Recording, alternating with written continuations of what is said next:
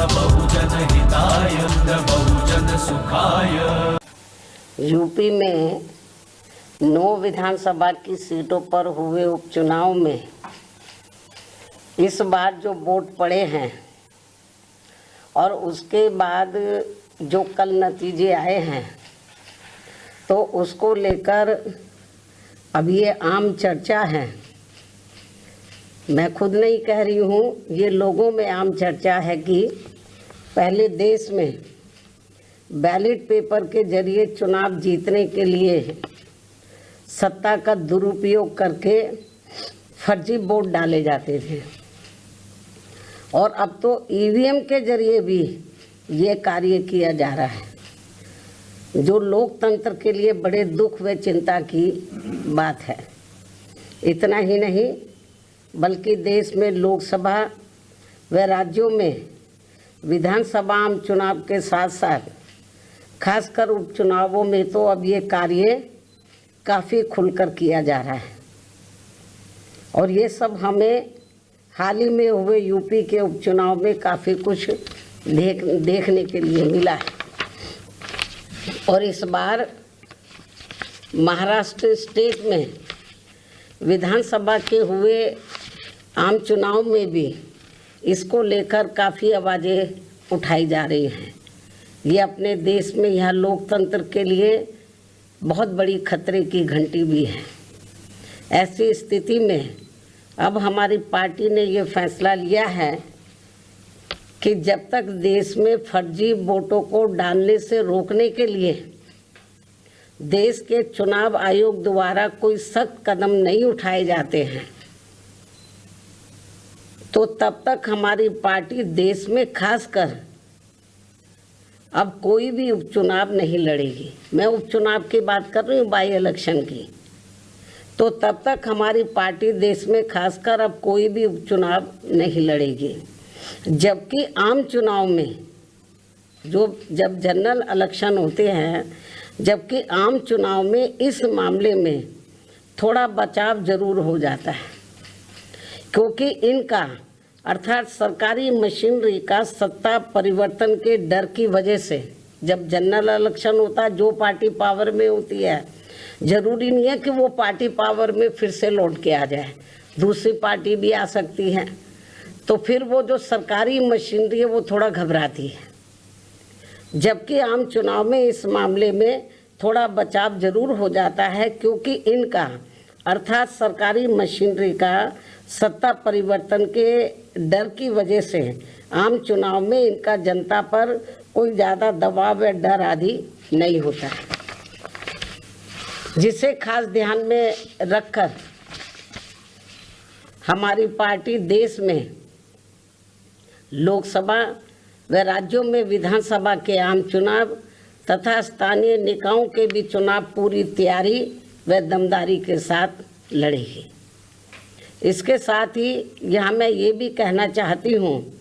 कि यूपी में सन 2007 में बीएसपी की अकेले ही पूर्ण बहुमत की सरकार बनने के बाद से कांग्रेस, बीजेपी व इनके समर्थक सभी जातिवादी पार्टियाँ ये सोचकर काफ़ी घबराने लगी थी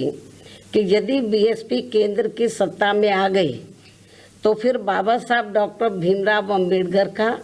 व इनके अनुयायी रहे मान्यवर श्री कांशीराम जी का भी हर मामले में अधूरा रहा सपना जरूर साकार हो जाएगा, जिसे रोकने के लिए फिर इन्होंने अंदर अंदर आपस में मिलकर ये जो जातिवादी पार्टियां हैं, कांग्रेस, बीजेपी कंपनी के जो लोग हैं, फिर इन्होंने अंदर अंदर आपस में मिलकर व पर्दे के पीछे से खासकर दलित समाज में से बिकाऊ व स्वार्थी किस्म के लोगों के जरिए अब इन्होंने अनेकों पार्टियां बनवा दी है सन 2007 के बाद से, जिनको चलाने व चुनाव लड़ाने आदि पर पूरा धन इन्हीं पार्टियों का लगता है। तभी ये पार्टियां कई कई दर्जन गाड़ियों को साथ में लेकर चलती हैं, और अब तो ये हेलीकॉप्टर व प्लेन से चुनावी दौरा भी करते हैं। ऐसी लोगों में ये आम चर्चा है। जबकि हमारी पार्टी बीएसपी इसके लिए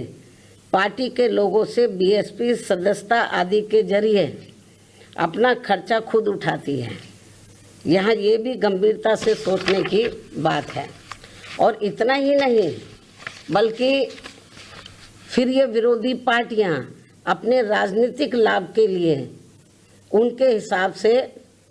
उनसे उम्मीदवार खड़े करवा के अब बीएसपी को कमज़ोर करने में लगी है। इसके साथ ही अब तो इन बिकाऊ व स्वार्थियों को मजबूती देने के लिए अब ये विरोधी पार्टियां अपना खुद का भी वोट ट्रांसफ़र करवा के इनके हर राज्य में 1-2 एमपी व एमएलए भी जितवा कर भेज रही है। इसलिए ऐसे सभी बिकाऊ व स्वार्थियों की पार्टियों को अब अपने भोले भाले दलितों, आदिवासियों, अन्य पिछड़े वर्गों व अक़लियतों को भी अपना एक भी वोट देकर खराब नहीं करना है। ये सब हमें अभी हाल ही में हरियाणा, महाराष्ट्र, झारखंड के हुए विधानसभा आम चुनाव के साथ साथ यहाँ उत्तर प्रदेश में भी 9 विधानसभा की सीटों पर हुए उपचुनाव में काफ़ी कुछ देखने के लिए मिला है। ऐसे में अब इन सभी वर्गों के लोगों को इन्हें जाति, बिरादरी, रिश्ते नातों, यार दोस्तों आदि के भी चक्कर में न पड़कर अपना वोट ऐसी किसी भी पार्टी को नहीं देना है, बल्कि अपनी एकमात्र हितैषी पार्टी बीएसपी को ही अपना वोट देना है, जिसकी नीतियों व कार्यशैली को इन्होंने यूपी में, यानी कि जो वीकर सेक्शन के लोग हैं, इन्होंने यूपी में बीएसपी के, वैसे तो सर समाज के लोगों ने आजमाया है, इन्होंने यूपी में बीएसपी के नेतृत्व में 4 बार बनी सरकार में भी काफ़ी कुछ आजमाया है। इसके साथ साथ इन सभी वर्गों के लोग अब पुनः सत्ता में आने के लिए विरोधी पार्टियों की इन सभी साजिशों से हमेशा सावधान रहना है और आपस में भाईचारा पैदा करके अपनी पार्टी बीएसपी को हर मामले में ज़रूर मजबूत बनाना है तथा इनकी इन सभी साजिशों से